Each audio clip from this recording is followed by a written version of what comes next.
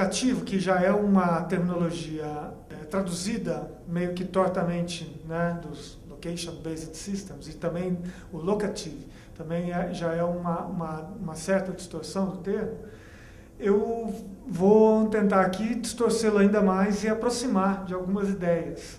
A minha ideia, trazer aqui para vocês, brevemente, pretendo sequer usar os 15 minutos, é fazer uma especulação. É uma especulação em torno das brechas que surgem em torno dessas terminologias, dessas tecnologias e das especificidades que surgem em torno delas. Relativizar essas especificidades, porque eu acho que elas não ajudam a gente a criar uma consciência de uso comum dessas tecnologias. A mobilidade é uma característica do que está por trás desse termo, uma característica meio óbvia, mas talvez não seja tão óbvia a ideia de site-specific, pelo menos não ligado a esse termo, que o site-specific ele vem sendo associado a sistemas não necessariamente móveis, né? E devolver o senso de participação na vida pública, algo que a Sueli Rolnick chamou a atenção, que, a meu ver, de uma forma brilhante, com relação ao uso que se faz dessas tecnologias. Não se convive no espaço público de forma a construir algum tipo de vida pública, né? Então, uma solução para essa vida numa cidade como São Paulo é a mediação, seja o carro como elemento de mediação, ou seja, esses sistemas móveis que são quase que por definição locativos, né? Essas mídias, né? Elas possam nos reconectar com algum sentido de participação na vida pública, algum sentido de construção de um ambiente público.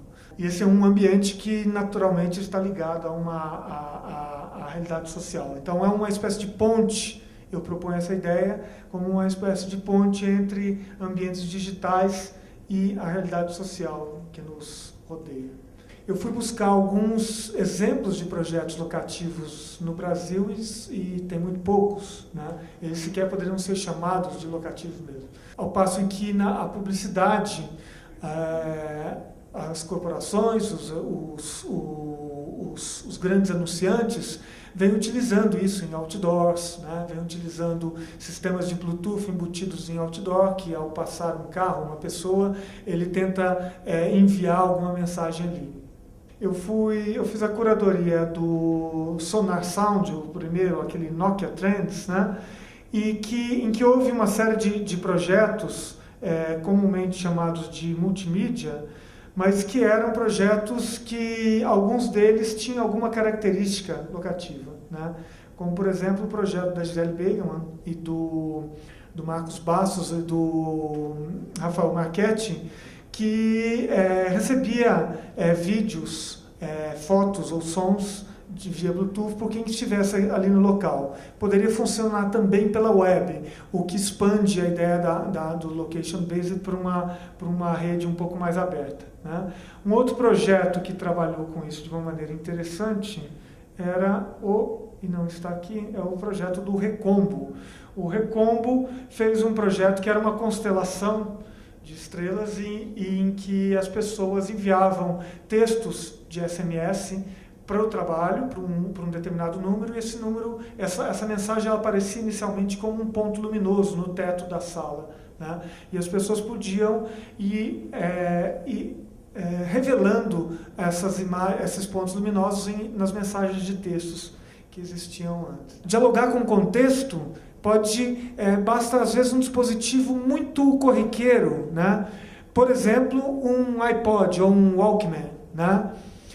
Uma pessoa no centro da cidade, numa cidade como São Paulo, usando um iPod, um Walkman, né? Um fone de ouvido, ouvindo uma música.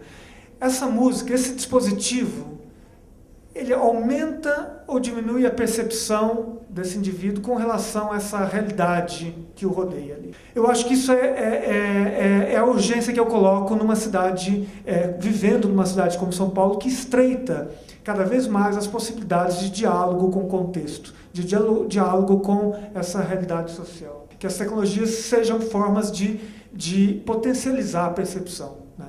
Só isso. O locativo meu que eu penso passa por aí. Né? Obrigado.